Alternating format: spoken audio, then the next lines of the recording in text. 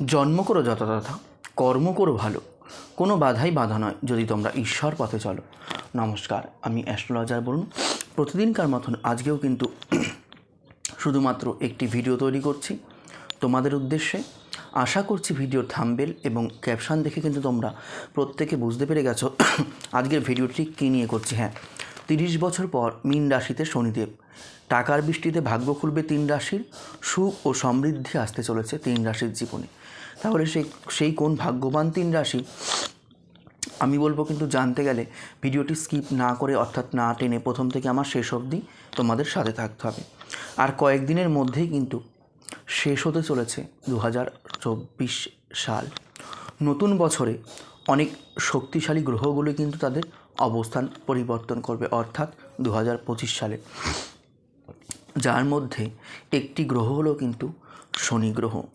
গ্রহদের মধ্যে সবথেকে ধীর গতিশীল গ্রহই হলো কিন্তু শনি। প্রতি 2.5 বছর পর শনি কিন্তু রাশি পরিবর্তন তার করে থাকে। 2025 সালের অর্থাৎ আগামী বছরে 29শে মার্চ শনি গোচর করতে চলেছে, অর্থাৎ কুম্ভ রাশি থেকে বেরিয়ে কিন্তু মীন রাশিতে গোচর করবে। কুম্ভ রাশি থেকে বের হয়ে এই যে মীন রাশিতে গোচর করতে চলেছে, এটি কিন্তু দেবগুরু বৃহস্পতির রাশি। আর এই দেবগুরু বৃহস্পতির রাশিতে কিন্তু শনিদেব কিন্তু তার গোচর করতে চলেছে।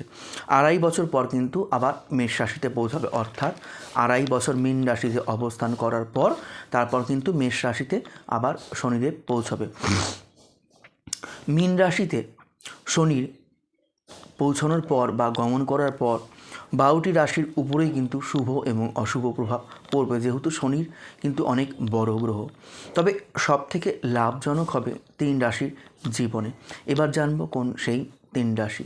প্রথম যদি উঠে আসে, আমি বলবো যারা মকর রাশি, যারা মকর লগ্নের জাতক জাতিকারা রয়েছে, শনি মীন রাশিতে পৌঁছানোর সাথে সাথে তোমরা শনির সাড়ে থেকে মুক্তি পাবে। অর্থাৎ এই যে দীর্ঘ 7.5 বছর ধরে কষ্ট করলে মকর রাশি জাতক জাতিকারা, যদিও মকর রাশি শনিদেবের প্রিয় রাশি, খুব একটি এফেক্ট করে না, তাহলেও বলবো 7.5 থেকে কিন্তু তোমরা মুক্তি পেয়ে যাবে। যারা চাকরি খুঁজছো, দীর্ঘ প্রতীক্ষার অবসান কিন্তু এই সময় তোমাদের হতে চলেছে, বা দীর্ঘ প্রতীক্ষার অবসান কিন্তু ঘটবে, যাই বলতে পারো। যারা চাকরি করছো অলরেডি, তারা যে পদোন্নতির জন্য চেষ্টা করছিলে বা প্রমোশনের জন্য চেষ্টা করছিলে, কোনো না কোনো কারণে বাধা আসছিল, আমি বলবো এইবার কিন্তু সেই পদোন্নতি হতে চলেছে। কর্মক্ষেত্রে যে যেখানেই কর্ম করো কি না, কর্মক্ষেত্রে কিন্তু পরিশ্রম যে তোমরা করছো, কঠিন পরিশ্রমের ফল কিন্তু এই সময় তোমরা 100% পেয়ে যাবে। পরিবারের সঙ্গে কোথাও ঘুরতে যাওয়ার পরিকল্পনা তো এতদিন ধরে করছিলে, কিন্তু সফল হয়ে উঠছিল না, কিন্তু আমি বলবো এখন পরিবারের সঙ্গে ঘুরতে যাওয়ার পরিকল্পনা যদি তোমরা করে থাকো, সেগুলি কিন্তু খুব সুন্দরভাবে কিন্তু সফল হবে পরিকল্পনাগুলি। যাই হোক, পরবর্তী রাশি এবং লগ্নের কথা যদি উঠে আসে, আমি বলবো যারা কর্কট রাশি, যারা কর্কট লগ্নে জাতক জাতিকারা রয়েছে, দেখো মীন রাশিতে শনির প্রবেশের সঙ্গে সঙ্গে কিন্তু কর্কট রাশির মানুষেরা দীর্ঘদিন ধরে যে অশান্তিগুলো চলছিল বা অশান্তির ঝড় চলছিল, তা থেকে কিন্তু খুব সহজেই মুক্তি পাবে। অর্থাৎ শনির যে ঢাইয়া চলছিল 2.5 বছর ধরে, সেই ঢাইয়া কিন্তু শেষ হতে চলেছে কর্কট রাশি বা কর্কট লগ্নের জীবন থেকে।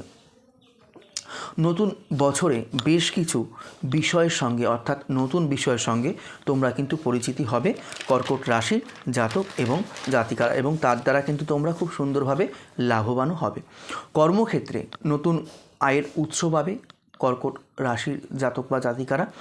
ব্যবসাতে বড় বিনিয়োগের যে চেষ্টা করছিলে, এইবার কিন্তু খুব সুন্দরভাবে সুযোগ তোমরা পেয়ে যাবে। স্বাস্থ্য নিয়ে যদি বলি, স্বাস্থ্যের হাল ফিরে যাবে এই সময় কর্কট রাশি, কর্কট লগ্নের জাতক জাতিকারা। পরবর্তী রাশির কথা যদি উঠে আসে, আমি বলবো যারা বৃশ্চিক রাশি, যারা বৃশ্চিক লগ্ন রয়েছে, শনির মীন রাশিতে প্রবেশের কারণে তোমাদের কিন্তু সুদিন ফিরতে চলেছে, কারণ তোমাদের কিন্তু ঢাইয়া কিন্তু শেষ হয়ে যাচ্ছে। যারা বৃশ্চিক রাশি, যারা বৃশ্চিক লগ্ন রয়েছে, তোমাদের কিন্তু শনির ঢাইয়া কিন্তু শেষ হয়ে যাচ্ছে। শনির ঢাইয়া থেকে কিন্তু তোমরা এই সময় মুক্তি পেয়ে যাবে। কর্মক্ষেত্রের কথা যদি বলি, আমি কর্মক্ষেত্রে কিন্তু পরিবেশ অনুকূল থাকবে এই সময়। কর্মক্ষেত্রে কিন্তু তোমরা কাজ করে খুব সুন্দর শান্তি পাবে। সহকর্মীদের কিন্তু যারা একসাথে কাজ করছো, যেখানে সহকর্মীদের থেকে কিন্তু খুব সুন্দরভাবে এই সময় কিন্তু তোমরা সহযোগিতা পাবে। ব্যবসায় কোনো বড় চুক্তি স্বাক্ষর হতে পারে, যা আমি দেখতে পাচ্ছি।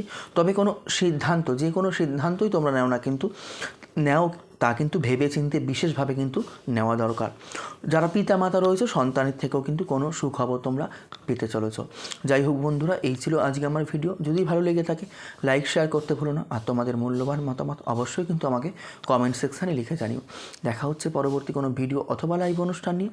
ততক্ষণের জন্য কিন্তু সবাই খুব ভালো থেকো, সুস্থ থেকো, সাবধানে থেকো। হরে কৃষ্ণ, জয় মা।